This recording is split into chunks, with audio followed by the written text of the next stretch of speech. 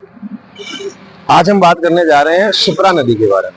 जैसा कि आप सभी को पता है, अभी हम एमपी घूमने के लिए आए हैं। एमपी में हम लोग घूम रहे हैं उज्जैन, जिसे महाकाल की नगरी कहा जाता है। तो आपके लिए छोटी सी इन्फॉर्मेशन लेकर आया था कि उज्जैन में एक नदी बहती है जिसे कहा जाता है शिप्रा।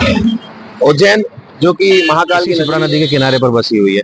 शिप्रा नदी जिसका उद्गम होता है धार जिले से।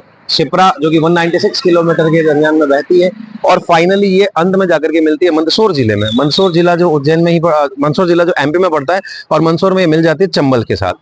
तो शिप्रा नदी जो 196 किलोमीटर में बह रही है, ये नदी धार जिला, उज्जैन और साथ में मंदसौर में बहती है। शिप्रा नदी के बारे में बहुत सारी किंवदंतियां सुनी हैं।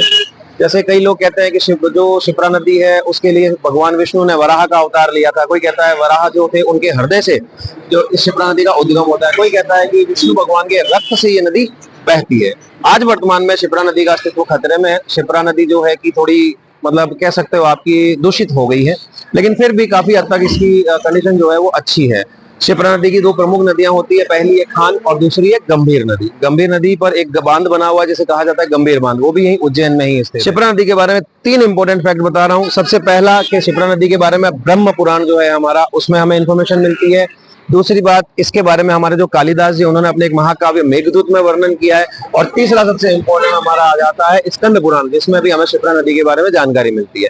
ये जो पीछे की तरफ का बैकग्राउंड देख रहे हैं सारा का सारा, ये सारा का सारा पूरा शिप्रा नदी का व्यू है।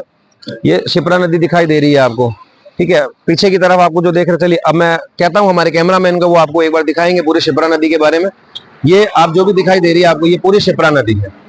सामने की तरफ से आ रही है, उस तरफ है धार जिला, और धार जिला यहाँ से आने के बाद में ये ब्रिज बना हुआ है इस पर, और ये उस तरफ यानी कि जो दूसरी तरफ आपको दिखाई दे रही है वो वापस है शिप्रा नदी, लास्ट अंतिम तक।